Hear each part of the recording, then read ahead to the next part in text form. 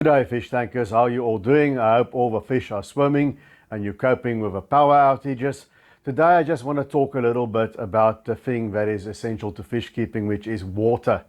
Now, I hear a lot about guys going on in the forums, oh, my pH needs to be this number and it's that number. How do I get it up? How do I get it down? How do I increase the hardness? I want to breed fish, and what do I do to chase this certain water value? Now, there's a lot of water parameters that we test, but they mainly consist of pH, GH, KH, and then ammonia, nitrite, and nitrate. Those are the things we mostly test for. Now, if you keep fish that require vastly different water than the water that is coming out of your tap, I would like to hear from you in the comment section. Do you have soft acidic water and you keep fish that require alkaline water?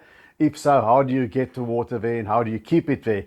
And the reverse is also true. If your water is very hard and alkaline and you keep soft water species that require soft acidic water, how do you keep it? How do you get your water like that and how do you keep it there? Now, I think the first thing that we must distinguish between when we talk about water is water characteristics on the one hand and water quality on the other hand. Now, water quality is infinitely more important than water characteristics. With water characteristics, I refer for our purposes of keeping fish in aquariums, basically to pH, KH, and GH. But when I look at water quality, I'm referring not to the characteristics of a water, whether it's a hard alkaline environment or soft acidic water. I'm referring to the levels of toxicity, the levels of pollutants in the water, and that relates to ammonia, nitrite, and nitrate. Those are the basic things we are concerned with aquariums. So I'm going to touch on that last because that's the most important thing. Now, water characteristics, what I would say is don't overthink it. Fish are a lot tougher than you think. I would recommend what I've always done. It's not quite what I'm doing now, but what I've always done in my years in the hobby. I'm 49 now. I kept fish since I was about 8 or 9, so that's how long I've kept fish. And I also ran a pet store with mostly aquarium fish way back eons ago. But what I've always done, I stay in Stellenbosch, the water that comes out of a tap here, and in the Helderberg also.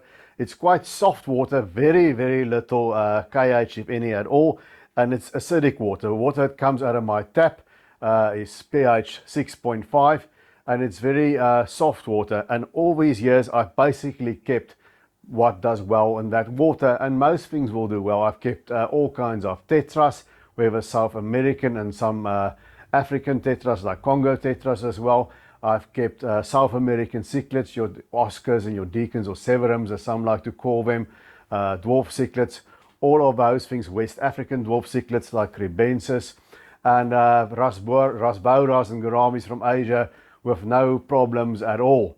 So that is what I concentrated on. It's the easiest to match the fish, test the water that comes out of your tap, and then match your fish accordingly. Most fish are going to be fine in a pH of 6.5 to 7.5, even a little bit further than that, depending on the water, what they are used to being kept in.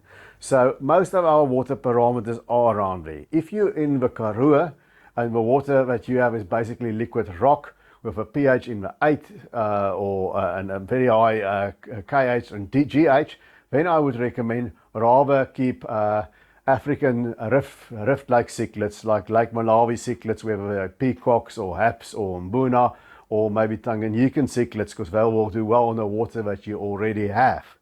So that is the main thing. Don't sweat the water. Live bearer is something that I also used to avoid because I found that guppies, platies, swordtails, they don't do very well in soft acidic water. They last for a while and then they sort of get sick or they just die early. They never really thrive. But what I did find in my youth when I bred some guppies, the fry that was born in that water did a lot better. But that's why I also avoided keeping live bearers and rift-like cichlids and the type of water that I have, because I just didn't want the hassle of it. Because once you change your water, pH is basically It stands for power of hydrogen. It basically tells you whether your water is acidic or whether it's alkaline or whether it's neutral. 7 is neutral. Everything below 7 is acidic. Everything above 7 is alkaline. So anything from 6.5 to 7.5, most fish are going to be fine with. If you go above a 7.5, even 8 will still be okay for some species. Even 6 will still be okay for a lot of species. I've kept discus in the soft acidic water that we had here, had them spawning, never could raise a fry, but that's besides the point. They were also fine in the water. Talking about discus, there are some that are fine in alkaline water, depends how they were bred. So I would say match what you're keeping to what your water parameters already are. Now, if you are going to change it, now, for example, once I started with these deep substrate dirted tanks, I also wanted to give live bearers another go. I wanted to keep a few guppies in among the tetras that I have. In the dirt, there was a spattering or a sort of half a handful of bone meal mixed in the dirt mixture, in the dirted substrate, and that brought my KH up and brought my pH up to about 7.4, 7.5. You know, you have to match those colors on the test kit. And that was fine for the live bearers. And I think for certain plants like it a little bit more as well. The Anubia seems to do better in that kind of water. But if you want to, if you have soft acidic water, you need hard alkaline water. Then the easiest way to do it is with your substrate. If you have a dirted substrate like mine, you only need a little boost. Like I've said, I use a little bit of bone meal in the dirt way at the bottom of a substrate. But the easier way is to just mix some crushed coral or aragonite. Those typical things that you use in marine or seawater tanks for the bottom. Mix a handful or two of those into your substrate, and that will boost your pH. If you're keeping Rift Lake cichlids, Malawis, just do your whole substrate with crushed coral. And if you have soft acidic water, that'll boost it up. And there's also some minerals that you can add. What you then have to keep in mind, that substrate that I've just mentioned will keep your water hard and alkaline. But when you change water, if your water out of a tap is soft and acidic, don't change too much at one time, because then you're going to mess with those water parameters again. You know, I would say keep your water changes to about 30%. I've done 40%. Where my tap water is 6.5 and my water in my tank is around 7.5. 40% water changes, I've done them regularly, no problem. But to be on the safe side, keep the water changes there at about 30% if the water in the tap and the water in your tank doesn't match. And if you want, if you have hard alkaline water, you want it more soft and acidic. That's a much bigger headache in my opinion than to bring your pH up and your hardness up. But then the best way you can do it, I would say, is mix some reverse osmosis water in with your tap water. You're going to have to experiment what ratio you want to use. You can add things like botanicals like catapa leaves and that sort of stuff, and rooibos tea even. But that's not going to make it's going to give you that black water look, and it's good for fish, but it's not going to really bring the pH and the GH and the KH down if it's already there in your water.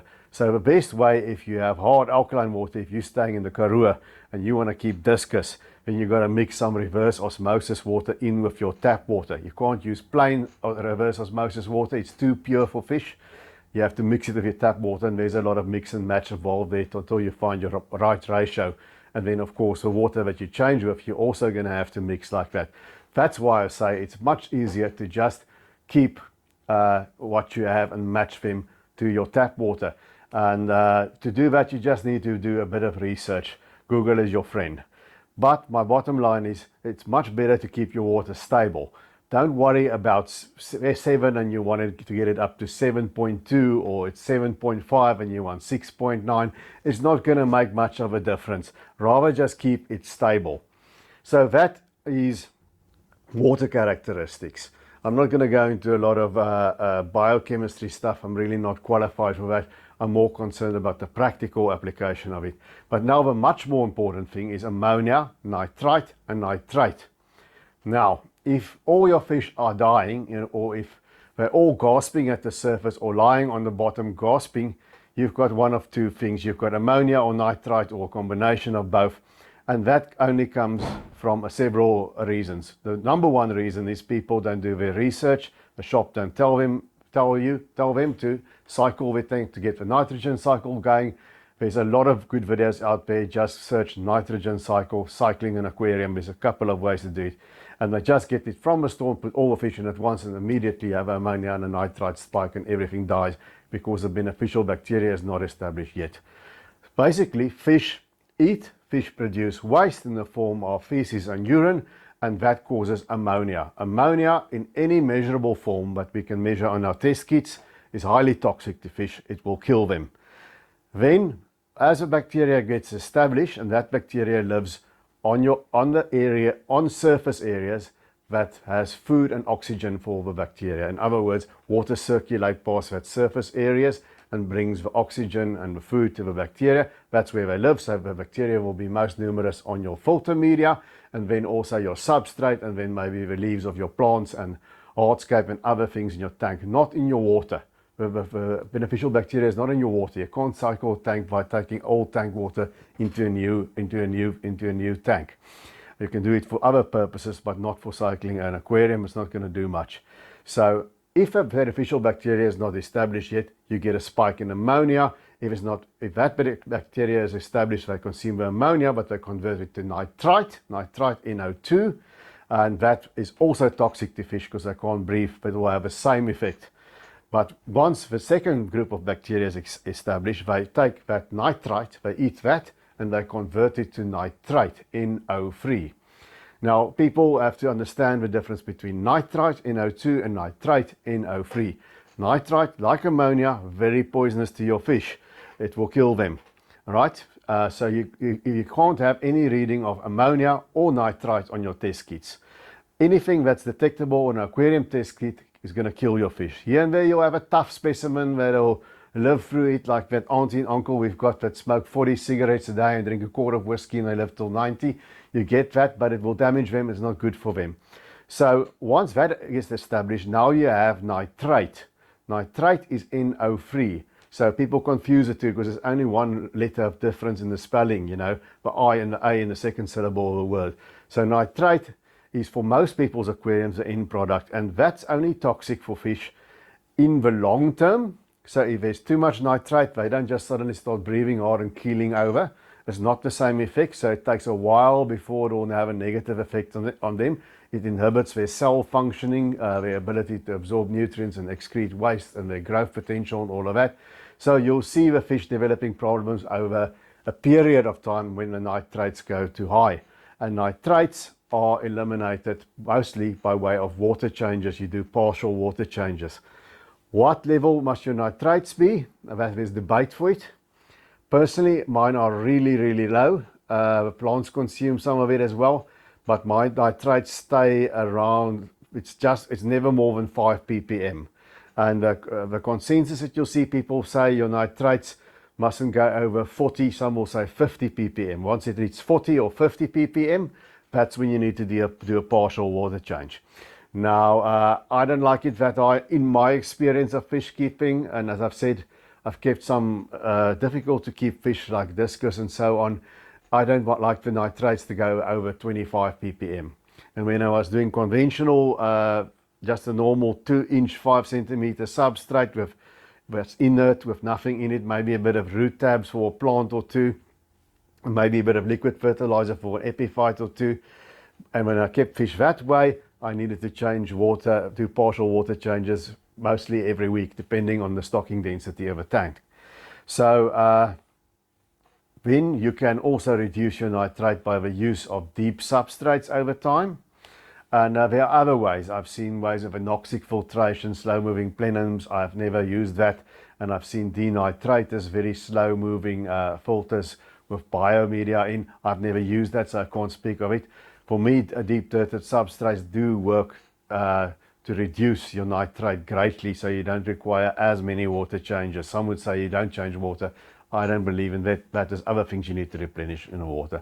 So water quality is absolutely paramount. You've got to ensure that your ammonia and your nitrite test 0, and your nitrate, I would say, don't let it go above 25 ppm, certainly not above 40 ppm. And then you need to do water changes. It's a handy thing to have to determine when you need to do water changes.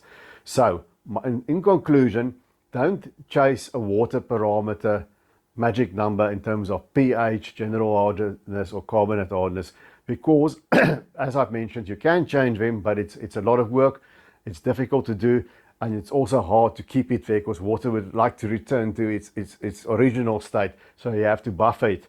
So it takes a lot more sophistication. You can have a bit of fluctuation there as long as it's not fluctuating day to day. You know, fish can adjust, but not day to day. You know, egg layers that like a low pH can live in 7.5, but it mustn't be 7.5 one day and 6.5 the next day, 6.8 the other day. It's got to be stable. Excuse me. So don't chase a magic number in terms of your water characteristics. Most fish will live in a wide range. Do a little bit of research beforehand. If you want to keep chocolate gouramis, for instance, they're not going to work in a hard alkaline water.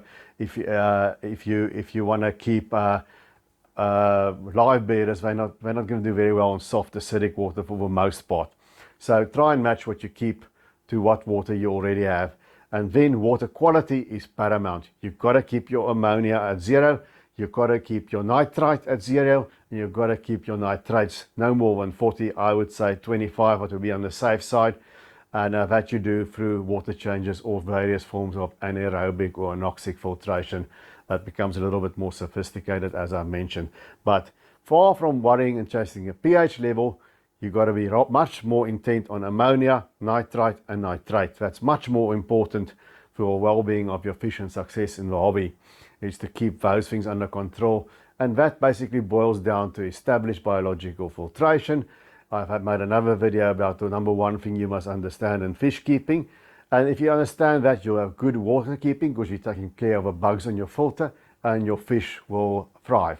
So that's it. I hope you now understand what I mean by water characteristics, what your tap water that comes out of a tap already has. It will have certain characteristics, and that's that set of parameters, pH, GH, and KH, and water quality, which is ammonia, nitrite, NO2, and nitrate, NO3. The second group, a lot more important. Guys, please let me know in the comment section what you think of problems you're struggling with. If there are videos or topics you would like me to do. And as I've said, if you keep fish in vastly different water than it comes out of your tap, let us know. How do you handle it? How do you change the water? How do you keep it there? And also, what nitrate levels, NO3, what do you think is optimal? Where can it go to before you have to do a partial water change? And if you watch this far, please give the channel a thumbs up and please give us a subscribe. I would greatly appreciate that. And until we speak to each other again, keep taking care of those domestic denizens of the deep.